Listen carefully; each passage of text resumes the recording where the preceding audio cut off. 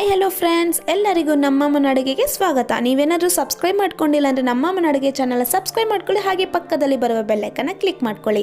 ಇವತ್ತು ನಾನು ಮಾಡ್ತಾ ಇರುವಂಥ ರೆಸಿಪಿ ಪ್ಲೇನ್ ಸೇವ್ ಮಿಕ್ಸ್ಚರ್ ಮಾಡೋದು ಹೇಗೆ ಅಂತ ತೋರಿಸ್ಕೊಡ್ತಾ ಇದ್ದೀನಿ ಫ್ರೆಂಡ್ಸ್. ತುಂಬ ಈಸಿಯಾಗಿ ನಾವು ಮನೆಯಲ್ಲೇ ಮಾಡ್ಕೋಬೋದು. ಕಡಿಮೆ ಇಂಗ್ರೀಡಿಯೆಂಟ್ಸಿಂದ, ಕೇವಲ 5 ಇಂಗ್ರೀಡಿಯೆಂಟ್ಸಿಂದ ಮಾಡ್ಕೋಬೋದು. ಇಂಗ್ರೀಡಿಯೆಂಟ್ಸ್ ಏನೇನಂತ ನೋಡ್ಕೊಂಬರೋಣ ಬನ್ನಿ.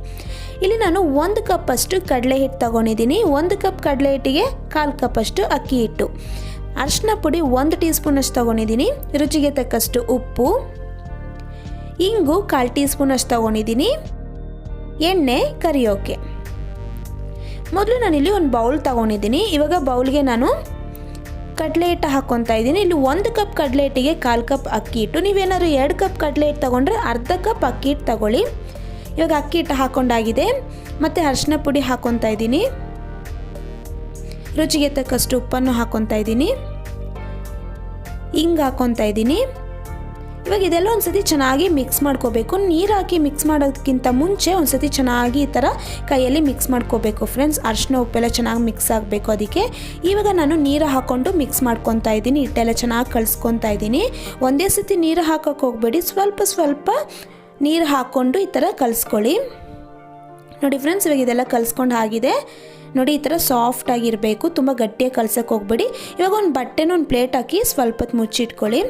ಇವಾಗ ನಾನು ಎಣ್ಣೆ ಕಾಯೋದಕ್ಕೆ ಇಡ್ತಾಯಿದ್ದೀನಿ. ಅದಕ್ಕೆ ಸ್ಟವ್ ಹಚ್ಚಿ ಒಂದು ಕಡಾಯಿ ಇಟ್ಕೊಂಡು ಎಣ್ಣೆನ ಬಿಸಿ ಆಗೋದಕ್ಕೆ ಬಿಟ್ಟಿದ್ದೀನಿ. ಇವಾಗ ಇಲ್ಲಿ ನಾನು ಪ್ಲೇಟ್ ತೊಗೊಂಡಿದ್ದೀನಿ. ಈ ಥರ ಚಿಕ್ಕದಾಗಿರೋ ಹೋಲ್ಸ್ ಇರೋದು ತೊಗೋಬೇಕು. ಇವಾಗ ಇದೆಲ್ಲ ಚಕ್ಲಿ ಒತ್ತೋದ್ರಲ್ಲಿ ಹಾಕ್ಕೊಂಡು ಇವಾಗ ಇದೊಳಗಡೆ ಎಲ್ಲ ಸ್ವಲ್ಪ ಎಣ್ಣೆ ಹಾಕ್ಕೋಬೇಕು. ಇವಾಗ ಇದೆಲ್ಲ ಎಣ್ಣೆ ಹಾಕಿದಾದ್ಮೇಲೆ ಇವಾಗ ಇಲ್ಲಿ ನಾನು ಒಂದು ಸ್ವಲ್ಪ ಹಿಟ್ಟು ಈ ಥರ ತಗೊಂಡು ಈ ಥರ ಸ್ವಲ್ಪ ಶೇಪ್ ಮಾಡಿಕೊಂಡು ಇವಾಗ ಚಕ್ಲಿ ಒತ್ತೋದ್ರಲ್ಲಿ ಒಳಗಡೆ ಹಾಕ್ಕೊತಾ ಇದ್ದೀನಿ. ಇವಾಗ ನೋಡಿ ಫ್ರೆಂಡ್ಸ್, ಎಣ್ಣೆ ಎಲ್ಲ ಚೆನ್ನಾಗಿ ಬಿಸಿ ಆಗಿದೆ. ನೀವು ಲೋ ಫ್ಲೇಮೇ ಇಟ್ಕೊಳ್ಳಿ, ಜಾಸ್ತಿ ಹೈ ಫ್ಲೇಮ್ ಕೊಡೋಕೆ ಹೋಗಬೇಡಿ. ನೋಡಿ, ಇವಾಗ ಇದೇ ಥರನೇ ಫುಲ್ಲು ಅಗಲವಾಗಿ ಹಾಕ್ಕೊಳ್ಬೇಕು. ನೋಡಿ, ಈ ಥರ ಹಾಕಿದಾದ್ಮೇಲೆ ಬಬಲ್ಸ್ ಎಲ್ಲ ಕಡಿಮೆ ಆಗುತ್ತೆ ಫ್ರೆಂಡ್ಸ್. ಆವಾಗನೇ ನಾವು ಇನ್ನೊಂದು ಸೈಡ್ ತಿರ್ಸಿ ಹಾಕ್ಕೋಬೇಕು. ನೋಡಿ, ಇವಾಗ ಬಬಲ್ಸ್ ಎಲ್ಲ ಕಡಿಮೆ ಆಗ್ತಾ ಇದೆ. ನೋಡಿ ಫ್ರೆಂಡ್ಸ್, ಇವಾಗ ಕಡಿಮೆ ಆಗಿದೆಲ್ಲ. ಇವಾಗ ಇನ್ನೊಂದು ಸೈಡ್ ತಿರ್ಸಿ ಹಾಕ್ಕೊತಾ ಇದ್ದೀನಿ.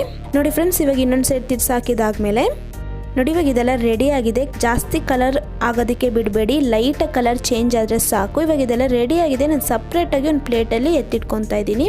ನೋಡಿ ಫ್ರೆಂಡ್ಸ್, ಇವಾಗ ನಾನು ಈ ಥರ ಪುಡಿ ಮಾಡಿ ತೋರಿಸ್ತೀನಿ. ಎಷ್ಟು ಚೆನ್ನಾಗಿದೆ ಅಂದರೆ ಕ್ರಿಸ್ಪಿಯಾಗಿರುತ್ತೆ, ಸೂಪರಾಗಿರುತ್ತೆ. ಟೀ ಕಾಫಿ ಜೊತೆ ಈವ್ನಿಂಗ್ ಟೈಮ್ ಸ್ನ್ಯಾಕ್ಸ್ ಆಗಿ ನಾವು ತಿನ್ಬೋದು. ಹಾಗೆಯೇ ಬೇಲ್ಪುರಿ, ಪಾನಿಪುರಿಗೆಲ್ಲ ಈ ಥರ ಸೇವ್ ಮಾಡಿ ಇಟ್ಕೊಂಡ್ರೆ ನಾವು ಅದಕ್ಕೆ ಹಾಕೊಂಡು ತಿಂದರೆ ಸೂಪರಾಗಿರುತ್ತೆ. ಇವಾಗ ಇದೆಲ್ಲ ರೆಡಿಯಾಗಿದೆ. ಸರ್ವಿಂಗ್ ಬೌಲ್ಗೆ ಹಾಕ್ಕೊತಾ ಇದ್ದೀನಿ.